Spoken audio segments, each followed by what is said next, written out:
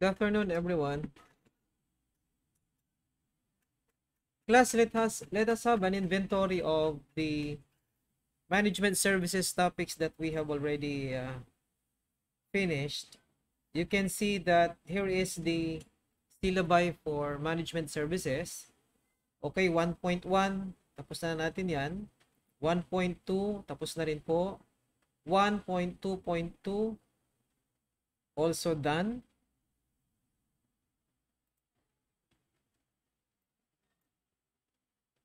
1.2.3, which is standard costing and variance analysis. Tapos na rin natin.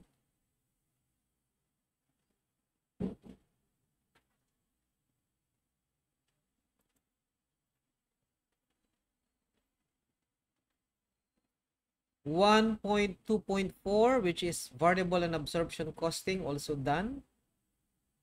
Financial planning and budgets, kaka-upload ko yung material class. If you have time to view the or study the module, I have uploaded a material na mayroon na ring sagot at solution sa mga ibang problems that I think ay kailangang bigyan ng solution. Others ay yung key answers ang binigay. Ang budgeting class, that is not a difficult topic. Pag-aralan nyo yung headouts, yung module, lahat yan ang nasa syllabi ay na-cover din po yan. Yung tungkol sa definition and coverage of the budgeting process, the components of the operating budget and financial budget, yung types ng budget like static budget, flexible, zero-based, continuous budgeting, all of these are in the handouts. And then the variance analysis for static and flexible budgeting. Now we shall proceed to 1.3. Ito po ay tools and techniques na po for performance measurement. Ang topics ng management accounting ay divided into 3. Tools and techniques for planning and controlling, tools and techniques for or concepts and techniques for performance measurement, and then tools and techniques, concepts and techniques for decision making. So this time we will now proceed to 1.3.1. This is all about responsibility accounting and transfer pricing. Ito ay tungkol sa performance measurement na po. We first define what is a responsibility accounting system. A system of measuring and reporting operating performance by individual levels of responsibility. That is the definition of responsibility accounting, and it has 4 essential elements. The first is assigning responsibility. The second is establishing performance measures or benchmarks. The third is evaluating performance, and then the last element of the responsibility accounting system is assigning rewards. Sa isang business organization, ladies and gentlemen, there will be segments, and in fact there are 3 ways to segment an organization. It can be by geographical segmentation. For example, isang company na may mga iba't ibang branches or divisions. So the segment can be Luzon geographical area, Visayas geographical area, Mindanao geographical area. So it's by location actually. That's geographical segmentation. The other type or way in segmenting a business organization is by product line segmentation. For example, in the case of Alatondenya or Ginebra San Miguel Incorporated, when I worked there, the segments or divisions are, there is a liquor division, there is a juice division. Dati kasi nagpo-produce ng juice yung Ginebra San Miguel Incorporated. Latondenya Distillers Incorporated dati, ano? And then there is a water division kasi including bottled water, mayroong product dati yung ano eh, yung Latondenia. That is product segmentation. The last way to segment an organization is by function. Functional segmentation. For example, an organization will be divided into centers by function like accounting department, human resources department, production department, sales department. Yun po ang iba't ibang paraan sa pag-segment ng organization. So, geographical, product line segmentation, and functional segmentation. Now, whichever segmentation, and of course, this segment, these three ways ng segmentation, maaaring simultaneous, sabay-sabay nandyan yan sa isang organization. Now, in those segments, if the entity is decentralized, or meaning there is a delegation of decision-making authority,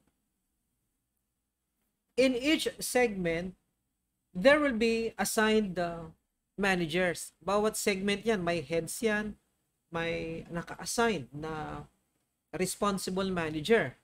And then, those managers, como may responsibility, meron silang meron silang accountability. So, there will be accountability reporting. You have responsibility, you have authority, you have accountability. Kaya nga, ang unang segment o unang essential element ng responsibility accounting is assigning responsibility, because the heads or the responsible managers or the managers assigned in every segment ay mayroong sphere of responsibility at authority to be assigned to them. And based on those responsibility or authority assigned to them, sila ay i-evaluate. Accountable sila doon sa kanilang performance. But just how do we evaluate? How do we make the accountability reporting?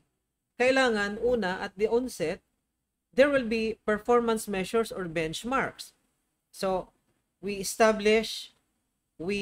determine the performance measures, like, are we going to evaluate them by return on investment? Are we going to evaluate by the amount of segment income? So, mag-i-establish ng performance measures or benchmarks. And then, here comes now the actual result that will be compared to the benchmarks. For example, there is a budgeted ROI, or there's a target ROI. We compare the actual with the target, with the key performance indicators. For example, that's evaluating performance now. That's actually obtaining feedback. That's essentially performing the control sa management. And then, based on the evaluation, the results of evaluation, there will be assigning of rewards. Ito kasing performance evaluation, ladies and gentlemen, that is usually tied up sa mga naka-tie up yan sa pag-compute ng bonus, naka-tie up yan sa promotions, naka-tie up yan sa mga incentives and perks na ibibigay. So, the last is assigning rewards. So, yan po ang apat na element ng responsibility accounting. Assigning responsibility, establishing performance measures or benchmarks, na syempre, yung performance measures or benchmarks, it will depend on the type of responsibility center. Evaluating performance and then assigning rewards. Ito po ngayon yung mga types of responsibility center. At sa type of responsibility center, we will develop or establish the performance measures. There are 4 types of responsibility center traditionally. The first one is cost center. Meaning, in a cost center, the head or the manager is responsible for cost, or I mean, the manager has control or has responsibility over cost, controlling cost. In a revenue center, the responsible manager is, or rather, the manager has control, or the manager has responsibility over the revenue. So that's revenue generation, maximizing revenue.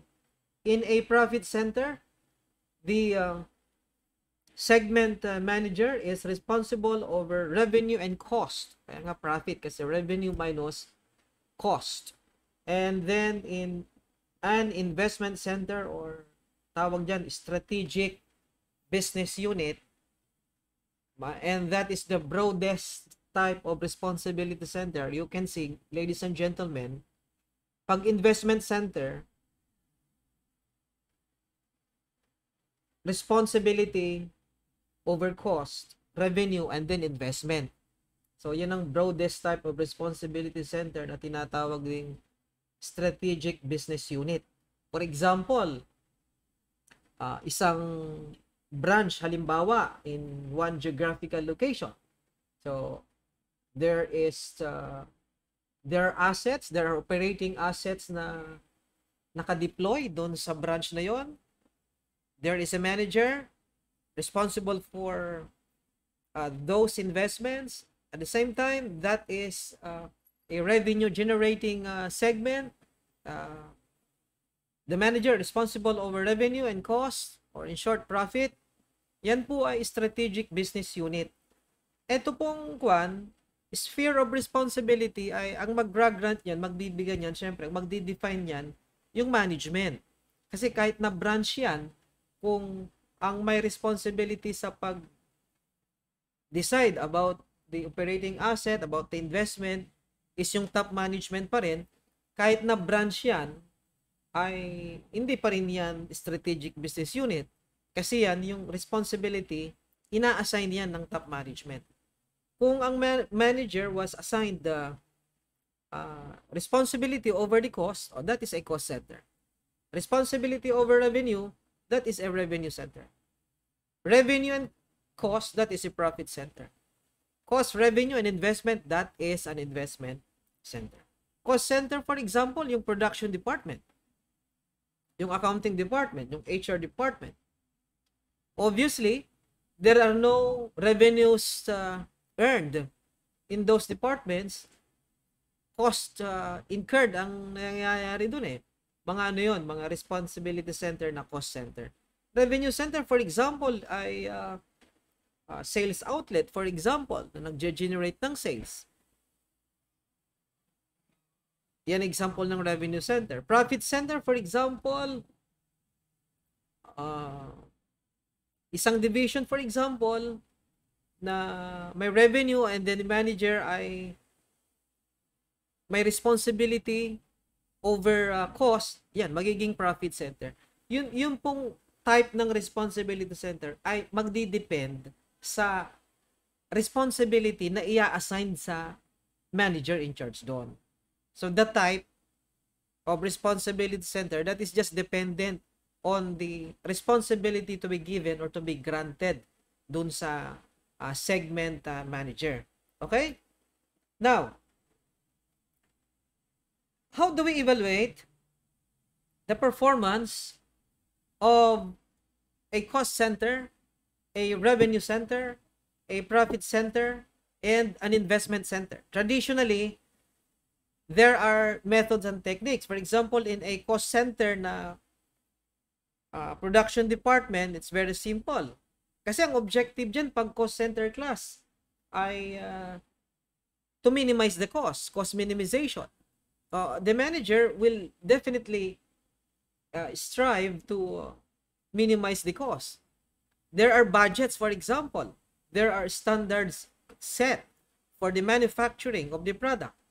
So, yung pag-evaluate yan through a performance report wherein the actual and the budget or the standard and or whatever benchmarks are compared, and then we determine the variance.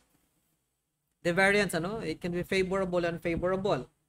Normally, yung mga controllable na cost, syempre, kasi hindi mo naman pwedeng i-evaluate ang isang manager sa isang item na wala siyang control. Mga controllable items, mga controllable cost, doon mo maaakusta yung mga manager. For example nga, yung controllable performance report or yung performance report wherein the actual is compared to the budget or actual is compared to the standard, and then we have the variance, favorable, unfavorable, and then there will be further investigation. That's the performance report. Ganun din sa revenue center. Normally, in a revenue center, there are targets or quota for sales or for revenue. So, by a performance report, we compare the actual and the budget or the target, and we determine the variance, then investigation of the variance. That's the evaluation of the revenue center. In a profit center, ito po ay revenue and cost ang pinag-uusapan. Revenue minus cost, that's profit. So here, in this type of responsibility center, we can prepare a segmented income statement. And we can evaluate the performance of the manager and the center or the responsibility center, the profit center, by determining the profit margin, or that's actually return on sales, Yun, or by a segment income. Yan po ang pag-evaluate pag profit center. Pag investment center, mas malawak ang mga method sa pag-evaluate. Meron diyang return on investment, meron diyang residual income method. Also, we can apply the economic value added. And those techniques sa pag-evaluate, we are going to illustrate, ladies and gentlemen. Now, yung responsibility accounting system na yan ay it will function best or it can function best pag ang entity ay decentralized. Meaning, the decision-making authority is delegated to the lower levels of management. Dahil kung centralized yung decision-making, top management lahat, ultimo budget ay yung approach sa budgeting ay top-down budgeting, dinedevelop yung budget and then ibinababa na lang sa lower level management. Pag centralized class, ang gumagawa ng decision, top management lahat. So how can we evaluate the lower level managers? Hindi naman sila nang decide. We cannot perform meaningful responsibility accounting system in that case. To function best, for responsibility accounting to function best, or for the benefit of the responsibility accounting to be optimized, then the organization must be a decentralized organization. Okay, I leave to you the benefits. Kayo nang bahalang magbasa dyan, yung mga drawbacks. We will now proceed, ladies and gentlemen, to illustration ng pag-evaluate ng mga responsibility centers. These are traditional way to illustrate, or rather to evaluate the responsibility, evaluate responsibility centers, Okay, problem number 1 ay tungkol po ito sa profit margin, sa asset turnover, and then ROI. So ito po ay para sa isang investment center kasi may ROI, may asset turnover, and then there is a return on sales, Yan. So we take up problem number 1, and for companies A, B, C, let us reconstruct the unknown. Well, our objective there is to illustrate how to compute the margin, profit margin, or the return on sales, how to compute the asset turnover, and how to compute the return on investment. the first the formula to compute the profit margin or return on sales ay net operating income divided by sales. Class, ang pinag-uusapan natin dito ay responsibility center or isang segment. We're not talking about the entire organization, ha? So, when we say profit margin, we are talking about net operating income that is understood na yung before tax yan. Kasi ang taxation naman for the entity, for the taxable income, ito mga segment to eh. So, net operating income generated by the segment or the responsibility center over sales. That is profit margin or rate of return on sales. That is actually a measure of profitability and a measure of the efficiency or effectiveness in managing the cost or expenses. Kasi net operating income is function of revenue and expense. The higher the expenses, dahil hindi na control, halimbawa, it decreases net income. So, itong profit margin, na may measure din dito yung effectiveness ng manager sa pag-control ng cost. Although, ang naka-highlight yung profit margin. Next is asset turnover. This is efficiency ratio. It determines the revenue generated for every peso of operating assets. So, the higher the turnover, the more efficient utilization of the operating assets, yung ibig sabihin doon. Then, ROI is net operating income over the average operating assets. And an alternative formula is profit margin times asset turnover. That is the DuPont equation sa pag-compute ng ROI. Yung ROI, ladies and gentlemen, it can be disaggregated into profit margin and asset turnover to show that ROI is function of profitability and function of efficiency. To maximize the ROI, the operation must be profitable and the operation must be efficient. Dalawang function yung ROI. Profitability and then efficiency.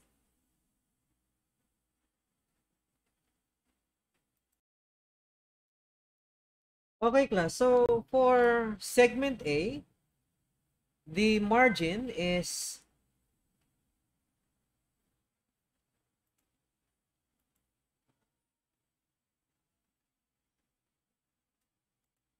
the margin or the return on sales, and then asset turnover, and then ROI, yan po ang ating i-compute, ano? So, we have here the margin or the return on sales for segment A, yan po ay 8%, ano? Ito, 60,000 divided by 750,000, that's 8%. The turnover is 2.5, computed as 750,000 sales over operating assets na average operating assets na 300,000, so 2.5. So meaning for every peso of average operating asset, may na-generate na 2.5 na sales. And the higher, mas efficient utilization ng assets. And then the return on investment is 20%. 60 over 300, that's 20%. For segment B, ang unknown sa segment B ay ito po, net operating income, asset turnover, and then return on investment. So we reconstruct the net operating income from the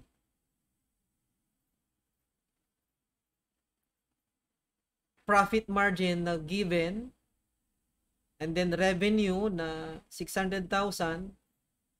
So the net operating income is 45,000, ano? 7.5% times 600,000. And then the turnover is 600,000 over 200,000, that's 3. And then for ROI, 22.5%. You can multiply the turnover dun sa given na profit margin. Or kung gusto nyo, syempre ROI, 45,000 over the average operating assets na 200,000. Pwede rin naman, ano? For example, if we are going to solve it this way, 45,000 divided by 200,000 revenue, that is 22.5%, ano? Either way, kung gusto ano nyo i-compute, depende kung ano ang given. So i-highlight natin ito para hindi kayo magito. Yan ang magkakasama, no? Then for segment C, ladies and gentlemen, margin. Requirement, rather ang unknown ay margin, average operating assets, and then the sales.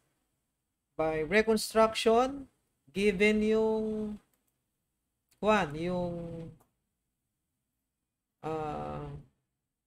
turnover na 1.8, given yung operating income here, no? ROI 27%, operating income 27,000, asset turnover 1.8. So if you're going to reconstruct the profit margin, alam niyo naman na yung ROI, that is the product of profit margin and asset turnover.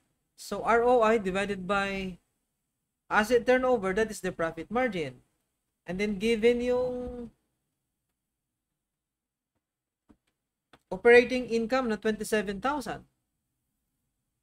given yung ROI 27%, ROI is operating income over operating assets, kaya 27,000 divided by 27%, that's the average operating assets. And then the sales, that's very simple, 100,000 times 1.8. 100,000 na operating assets, ang turnover kasi nun ay 1.8. So kada piso na assets ay it has generated 1.8 revenue. Kaya 100,000 times 1.8, yan po yung total sales, 180,000.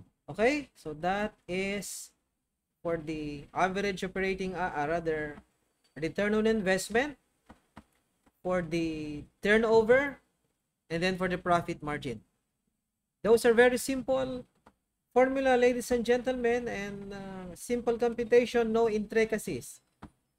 Next, we go to another type of evaluation method. Ito ay yung residual income technique or residual income method. Ang formula ng residual income ay net operating income minus the minimum desired income, which is the product of the average operating assets and the minimum desired rate of return. And the residual can be positive or negative. If that is positive, of course, that means the segment is able to earn the minimum desired income at may sobra pa. Pag negative yan, hindi niya na-earn yung minimum rate of return. Yan po. So, either positive or negative yung RI or residual income. All else equal, pag positive yan, favorable. Maganda yung operation. Pag less or pag negative, ayun po, hindi na-earn. The segment is not able to earn the minimum rate of return. So in this problem for Frankel na mayroong sales na 2 million at net operating income na 160,000 with average operating assets na 800 and the minimum rate of return is 16% on the assets. The residual income is computed as follows. You have there net operating income 160 plus the net operating income to be used here is before tax, before tax, minus the minimum desired income na yun po ay 800,000 average operating assets times the minimum desired rate of return na 16%, 128. So there is a positive residual income for 32,000. So maganda yung operation. So ito po ay before tax, and then yung average operating assets times sa desired rate of return, minimum desired rate of return set by the management. Yan po ang residual income. Kanina po ay return on investment, ngayon naman ay residual income.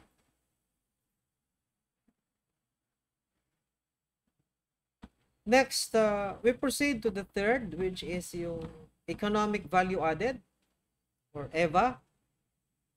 This method or technique is very similar to residual income method, except that instead of pre-tax income, we are using the after-tax operating income.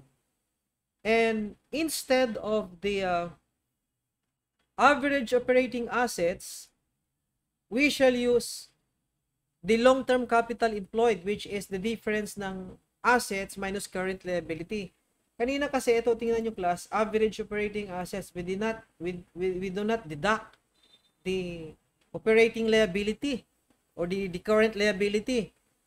Dito po sa economic value added, long-term capital, and that is computed as assets minus current liability. Kasi assets equals liabilities plus the equity. Equity is a long-term source. The liabilities can be short-term or long-term. So if we deduct current liab from the assets, the result is actually the long-term funds used or long-term capital employed in one segment, in that particular segment. So assets minus current liability. And then instead of the minimum desired rate of return, we shall use the weighted average cost of capital. Weighted average cost of capital ang gagamitin. Kanina kasi minimum desired rate of return, maaaring hindi yan yung cost of capital. Kung minsan, pag walang given na minimum desired rate of return sa RI, pwede rin gamitin yung cost of capital. Pero pag given yung dalawa, syempre yung minimum desired rate of return set by management. Pero kapag EVA, average cost, weighted average cost of capital lang dapat gamitin. Okay? Kasi ang pinag-uusapan dito ay long-term capital, long-term funds. Kaya long-term, cost of capital ang gagamitin or the cost of long-term financing.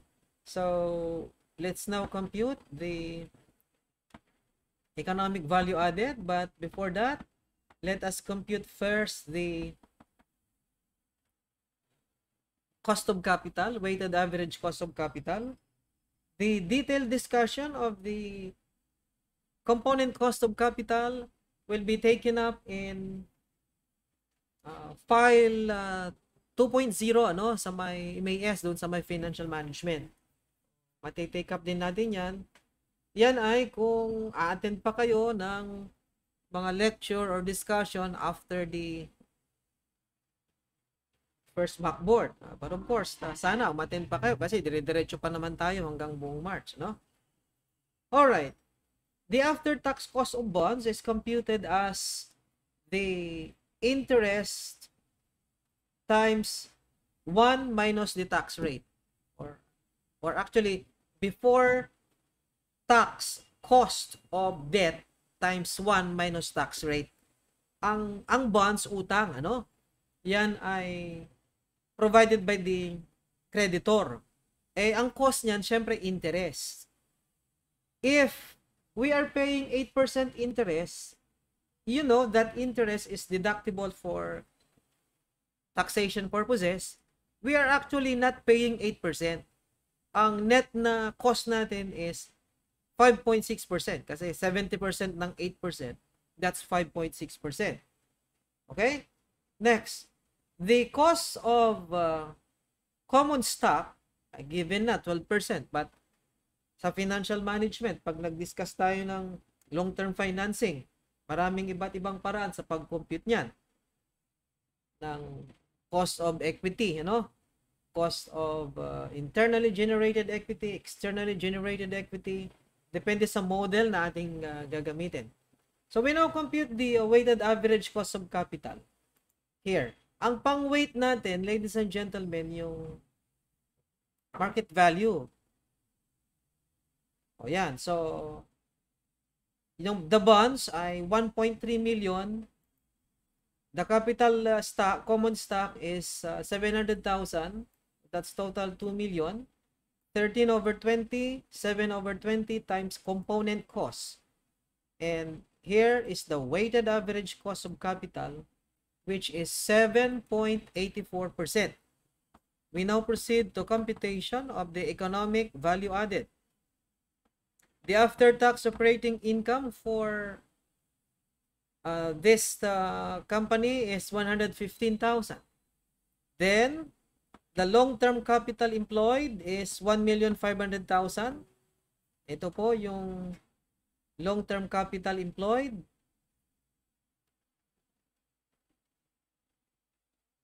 Total capital employed is 1.5 million. So, 1,500,000 long-term capital employed times weighted average cost of capital na 7.84%. The cost of long-term capital employed is 117,600. But you see that, class? The segment is able to earn after-tax income na 115,000, but the cost of capital required by the investors ay 117,600. Aba, abunado pa yung buong company nito. Abunado pa ng 2,600. Economic value added is negative 26, meaning there is no wealth created. There is no value added. Pag positive yan, wealth is created. Pag negative yan, no wealth created. Abunado ka pa nga eh. Ha? Pag positive yan, wealth is created. Kasi pag positive yan, class, after tax, yung kasing income ng isang company, class, before tax income, before tax, operating income. Ang unang may claim dyan ay yung tax, makikihati ang gobyerno. Kaya binabawas yung tax. Kaya nga we use after tax operating income. Then yung natira, dyan magdi-demand or dyan kukuha ng pambayad sa mga creditors. Yung return. At para sa dividend ng mga owners.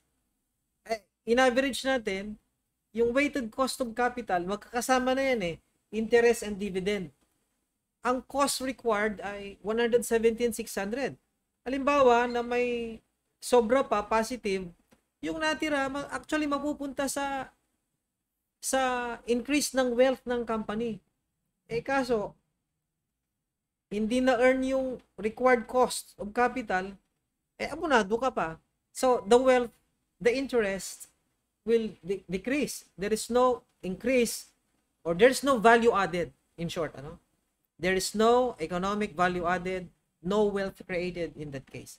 Kung positive yan, there will be increase in wealth. Okay?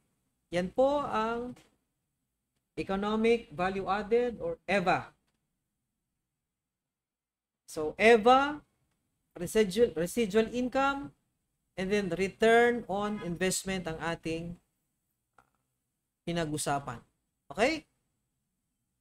Next, for problem number 4, ito po, calculate the ROI, RI, and EVA using the following information. Operating income, 300. Sales, 450. Assets, December 31, 2014, 500. Assets, January 31, 2015, 510. January income taxes, 90. Current liab, January 31 to 50,000. Cost of capital, 19%. Desired ROI, 52%. So, the ROI is 59%. We first compute the average assets, beginning plus ending. That's the simple computation to determine the average assets. Beginning plus ending divided by 2. So, that is 505,000. The ROI, therefore, is 300 over 505,000. That's 59%. And then the residual income is operating income before tax minus the minimum desired income, which is average operating assets times the minimum desired rate, which is 52%. So 505,000 times 52%, that is 262,600. So the residual income is positive 37,400. And then for EVA, we shall use the after-tax operating income. So 300,000 minus 90,000, that's 210,000. And then the cost of capital is already given. I-multiply lang natin yon sa long-term capital employed, na kung hindi given yon, madali lang po, assets minus current liab. So 510,000 minus 250,000 times 19%. That's the cost of long-term capital employed, and the EVA is positive 160,600. Yan po ang iba't ibang paraan sa pag-evaluate ng performance ng mga responsibility centers.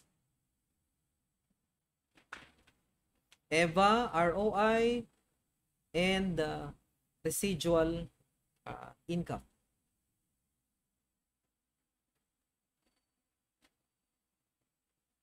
Okay, let's have a break and then we will proceed to transfer pricing.